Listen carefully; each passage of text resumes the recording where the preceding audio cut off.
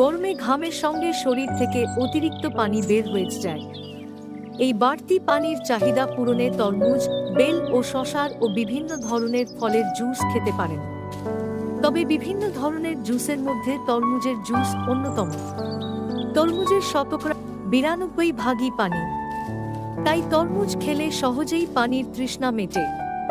তরমুজে রয়েছে প্রচুর পরিমাণে vitamin A, beta carotene. Beta carotene চোখ ভালো রাখে। এছাড়া তরমুজের জুস খেলে ত্বক উজ্জ্বল ও সুস্থ থাকে, কারণ ভিটামিন এ ত্বককে ইনফেকশন থেকে রক্ষা করে ত্বকের সুরক্ষা দেয়। তরমুজের জুস গরমে শরীর ঠান্ডা রাখে। তরমুজের থাকা অ্যামাইনো অ্যাসিড ক্রমাগত নাইট্রিক অক্সাইড তৈরি করে রক্তের স্বাভাবিক কার্যপ্রণালী বজায় রাখে। প্রচুর পরিমাণে ভিটামিন এ এতে রয়েছে বিটা ক্যারোটিন, যা চোখ ভালো রাখে, ত্বক উজ্জ্বল ও সুস্থ থাকে। ভিটামিন বি6